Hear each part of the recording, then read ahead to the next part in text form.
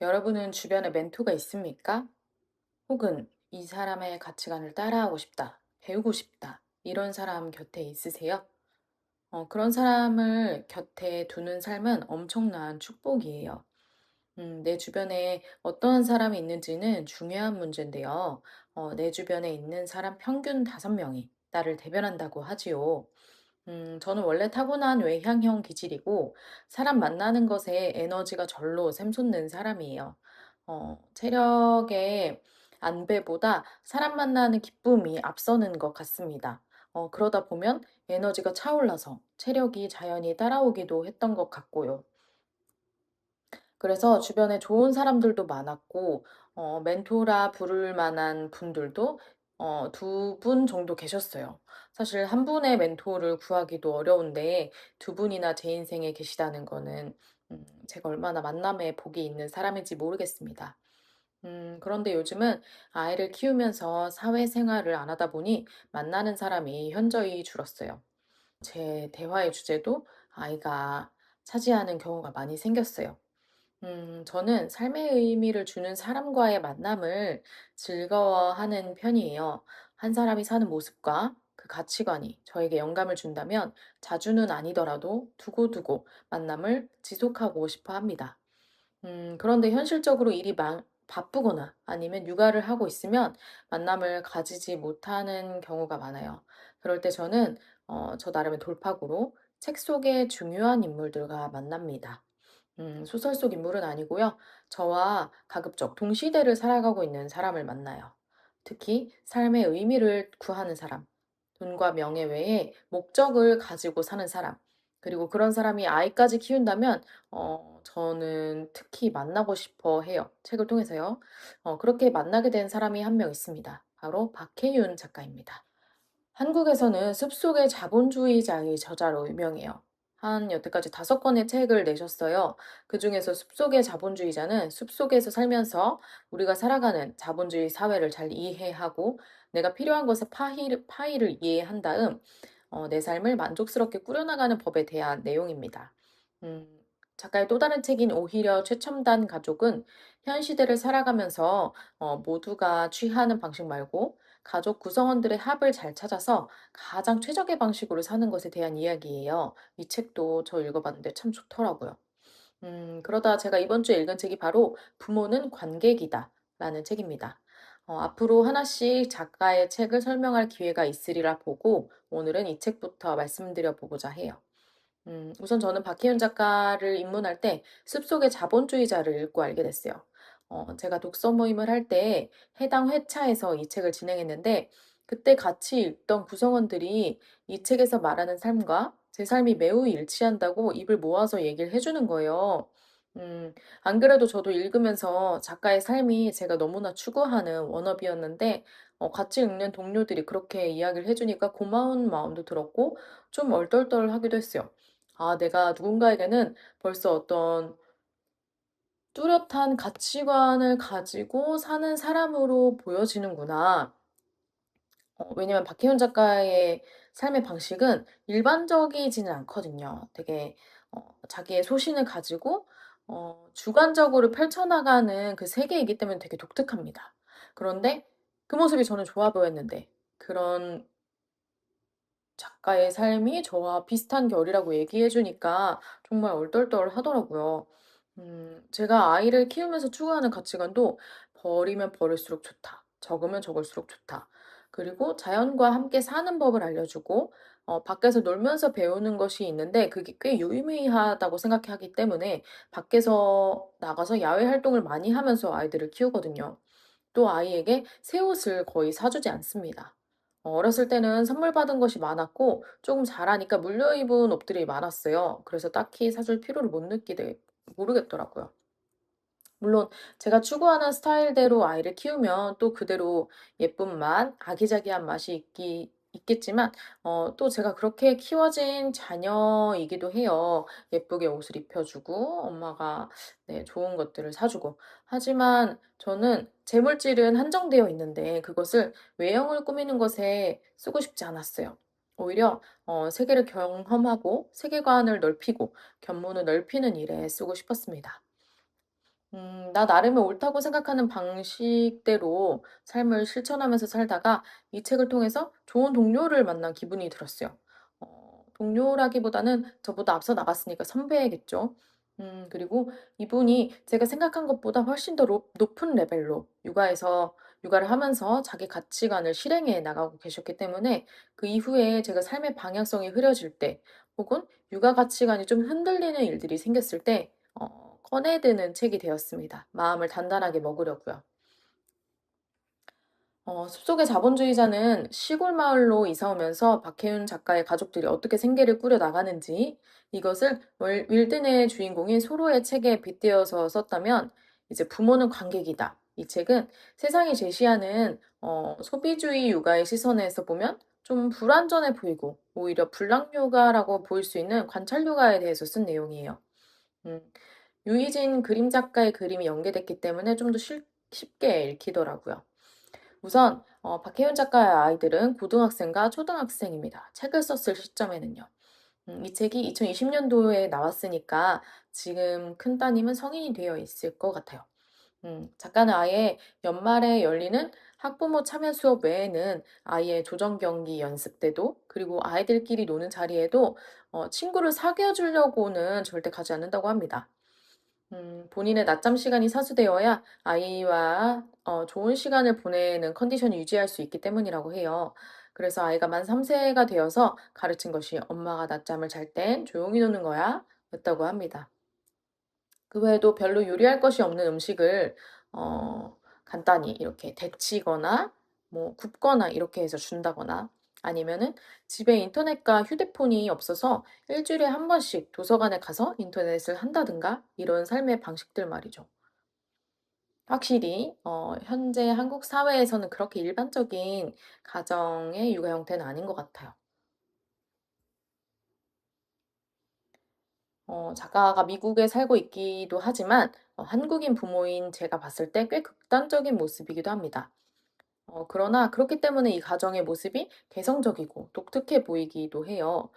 중요한 건 아이들이 방임당한다거나 통제받았다고 느끼는 게 아니라 엄마를 진짜 좋아한다는 거예요. 왜냐면 엄마가 잔소리를 하지 않기 때문이죠.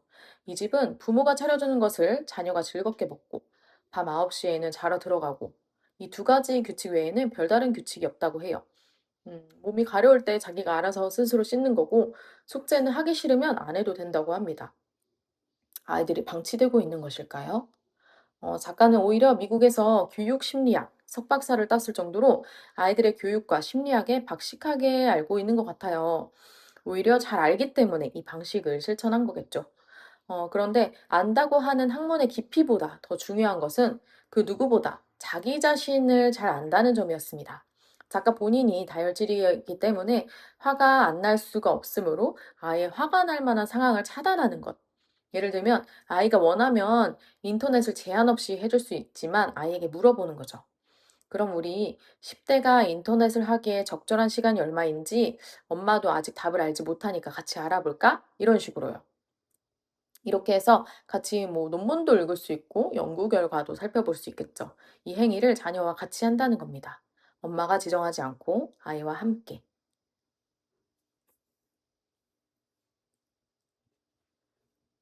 그러면 아이도 손수 정보를 알아보면서 인터넷을 무제한으로 하는 것이 자기에게 좋을 바가 없다는 것을 알게 됩니다.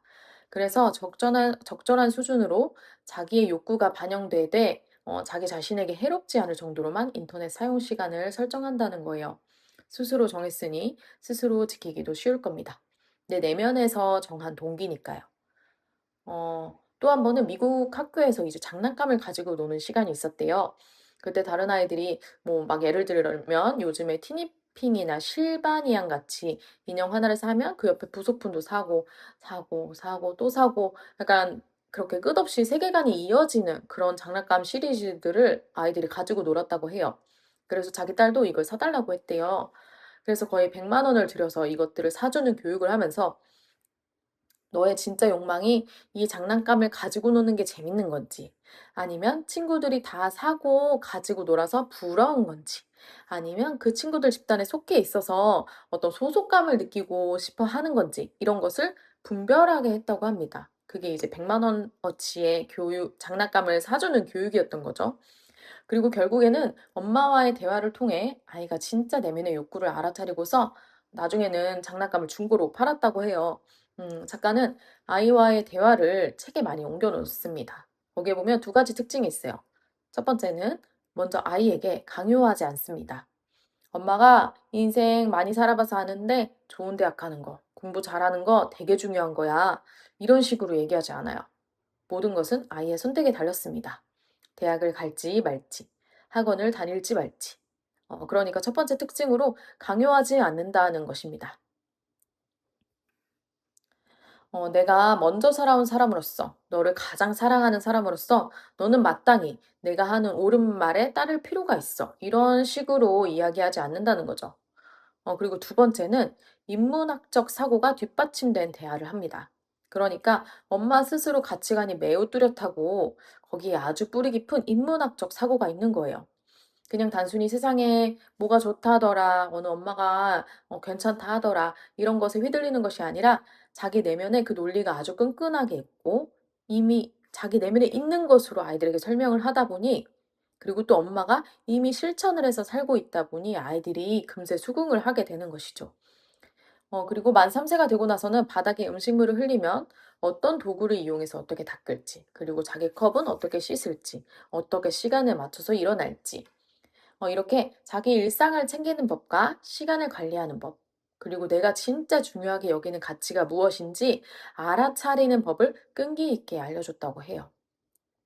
그래서 그 이후부터 육아가 굉장히 쉬워졌다고 합니다.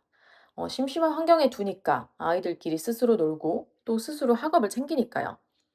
저도 육아를 하고 있는 입장이고, 꽤 육아가 쉽지 않다라고 생각하는 사람으로서 작가의 일상이 너무 신기한 거예요.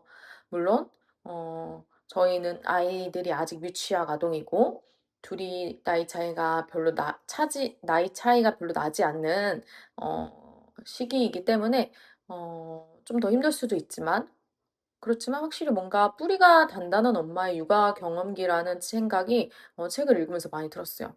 보통 육아서를 보면 발달은 몇 세 이렇고 저렇고 재접근기가 오고 퇴행이 오고 뭐 또 몇 세가 되면 이렇게 자기 주장이 발달하니 그에 맞춰서 이렇게 행동해라 라는 식의 논리적인 접근이 많은데요. 박계윤 작가의 책은 모든 것이 자기 자신에게서부터 시작합니다. 자기가 중요하게 여기는 것이 뭔지, 옳다고 여기는 세계관이 어떠한지, 여기서부터 출발해요. 그래서 육아 전문 서적이 아니라 자기 자신이 되는 것을 이야기하는 엄마가 키우는 아이들과의 연대기 같습니다. 책에서 남들 다 하는데, 남들이 다 학원 보내는데 우리 아이만 안 보내도 될까요? 뒤처진다는 생각이 들어요. 혹은 나중에 후회하지 않을까요? 뭐 이런 질문들이 있어요. 아마 사전에 질문을 받고 그 질문에 대한 답변을 작가가 전개하는 식으로 Q&A를 만든 것 같아요. 이러한 질문에 작가는 대답합니다. 한국의 부모들조차 아이가 잘 되기 위해서 뭐 성공을 시키려고 학원을 보낸다기보다는 남들 다 보내는데 우리 아이만 뒤처질까 봐. 혹은 남들 다 하는데 나만 안 하기는 좀 그래서 사교육을 하는 경우가 많다고 해요. 그러니까 이 사교육에 사실 실체가 없는 거죠. 요즘도 그렇죠. 뭐 몇 살 때 영유를 보내야 나중에 잘한다더라. 어렸을 때 예체능은 꼭 시켜야 정서 발달에 좋더라. 몇 살 때는 어느 학력까지 선행을 떼야 한다더라. 뭐 이런 게 저의 릴스에도 많이 뜹니다. 그런데 한 아이를 키우는 것은 너무나 장기전이죠. 이 아이가 탄생한 시점부터 최소 20살까지 20년을 선택하고 내가 모범을 보이고 좋은 길을 제시해야 하는데 한 번 한 번의 선택이 중요한 게 아니라 인생 전반을 길게 보고 가야 하는 것 같아요. 그런데 미래를 아무도 모르니까 자녀는 너무 나의 사랑하는 존재, 곧 나 자신과도 같으니까 다들 두려움에 남들이 하는 선택을 따라서 한다는 생각이 들더라고요. 작가는 책을 통해서 자기 자신의 육아가 잘 된 것이라고 이야기하지는 않습니다. 그저 나는 이런 사람이고, 우리 가족은 이러한 방식을 택했다. 그리고 그것에 즐거움이 있다. 이렇게 얘기해요. 저도 몇 권의 육아서를 읽었지만 결국 육아는 지금 어린아이를 같이 키우고 있는 시점보다는 아이들이 좀 큰 성인이 됐거나 아니면 소아청소년과 같은 전문성 있는 권위자의 책에 끌리게 되는 것 같아요. 제가 이번에 읽은 작가는 이제 좀 아이들을 키워놓고 그래서 과거에 적용했던 방식들이 아이를 현재 어떻게 자라게 만들었는지, 어떤 사람이 되게 만들었는지를 시간으로서 증명하는 책이었어요. 육아에 대해서 좀 갈 바를 모르겠다 싶으신 분들 또는 나다운 육아를 하고 싶으신 분이 계시다면 이 책을 읽어보면 좀 눈이 개안하는 느낌 받으실 수 있을 거예요.